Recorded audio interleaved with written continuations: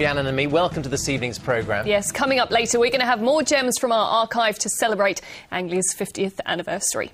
But first tonight, a convicted paedophile who used to work at both a nursery and play centre in Cambridge has been given an indeterminate jail sentence after admitting 11 offences against children. 24-year-old Aaron Collis sexually assaulted and took indecent images of children. He was only then discovered when he lent his camera to a neighbour, as Matthew Hudson now reports.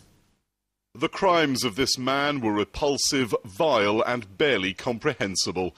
Aaron Collis videoed attacks on 5 female victims and used sweets to encourage a toddler to engage in sexual activity. After sentencing today, the parents of 2 of his victims told Anglia News how the ordeal had affected their children. It's affected them big time emotionally.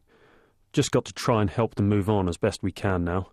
And try and be strong ourselves for them, to help them recover from everything that's going on. The other day, my eldest daughter was crying and saying how she was sorry and that it was her fault. And I was trying to explain to her that it wasn't her fault, and to have to explain that to your daughter, it's just awful. He worked at the Snap Nursery in Chesterton a number of years ago, and also at the Funky Funhouse Play Centre in the city. Police say there is absolutely no evidence that he abused the children there, preferring to use family friendships to get access to youngsters. Collis's crimes came to light after he loaned a video camera to a neighbour. The camera contained footage of one of the offences being committed and clearly identified Collis as the predator. The images are still burnt into my head. I mean, for a month, more or less, I couldn't sleep when I seen it. Every time I closed my eyes, I'd replay the video in my head.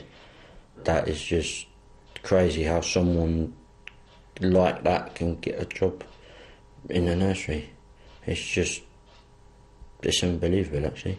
Collis was given an indeterminate sentence. He'll serve at least 5 years and will be placed on the sex offenders register for life. Matthew Hudson, Anglia News, Cambridge Crown Court. Now then, with the latest round of postal strikes due to start tomorrow, ITV News has learned that the Royal Mail set up an emergency distribution centre in Northamptonshire. It's thought to be part of a network of sites to keep mail deliveries going through the walkouts. Hannah Pettifer reports. Behind the metal bars, the building tasked with sorting Northamptonshire's post when the strikes hit. This site in Raunds is one of 5 temporary distribution centres that Royal Mail's taken on across the UK. The other 4 are in Dartford, Bristol, Doncaster and Bathgate in West Lothian.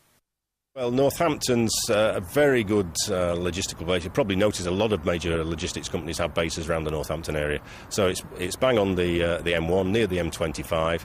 East Anglia is pretty easy to serve, but most of the mail from around there is probably going to the north of London, Milton Keynes, Northampton itself. By taking on these sites, Royal Mail's hoping to minimise disruption.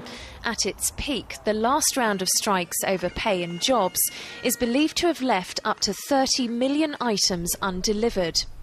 In a statement, Royal Mail said, Royal Mail is focused on delivering a great Christmas as well as on minimising any delays to mail caused by the CWU's irresponsible campaign of local strike action. We are setting up special sorting facilities to help us manage the volumes of mail. But the company has come in for some criticism over its decision to hire extra agency workers in the run-up to Christmas.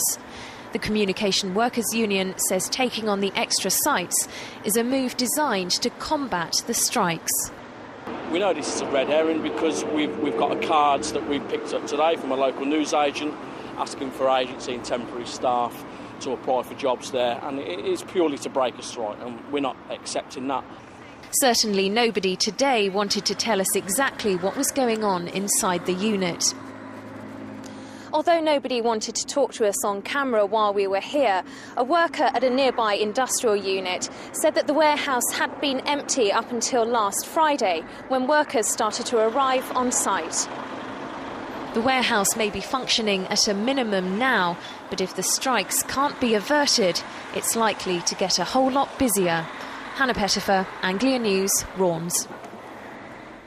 Next tonight, and it's been claimed that a soldier serving with the Light Dragoons based at Swanton Morley in Norfolk is a member of the British National Party. Private Craig Orwin's profile page on a social networking site shows him appearing to give a Nazi salute. The MOD has said it's launched an investigation. Here's Victoria Webb's report.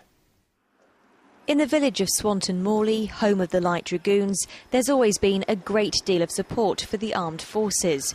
But a report today in a national newspaper has shown another side to one of those servicemen, a side that many feel is highly inappropriate. I think this one person is just actually made complete shame on our boys that's fighting out there, and the wives that's left behind here as well. You know, it's disgusting. If it's anything like soldiers I've met at the local school, they will drop on him, bringing the regiment into disrepute like a ton of bricks.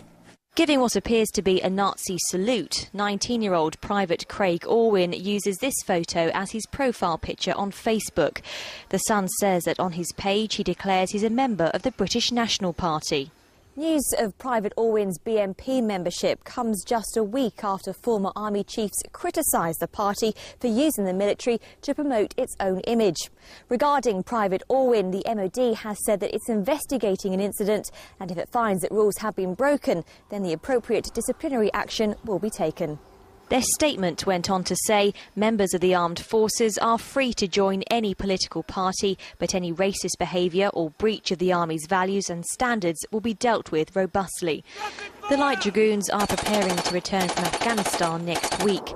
They've experienced fierce fighting and lost 6 men.